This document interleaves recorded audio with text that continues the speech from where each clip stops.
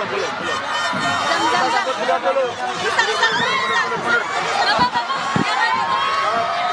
jangan maju-maju.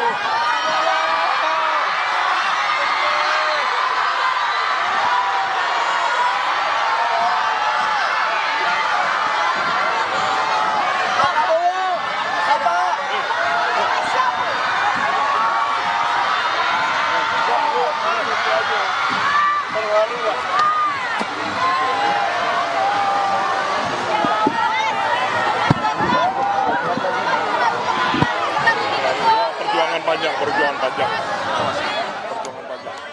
Ini adalah visual terkini dari depan Akademi Militer Magelang. Terlihat Presiden Prabowo meninggalkan Akademi Militer Magelang menuju ke Bandara Adi Sucipto, Yogyakarta.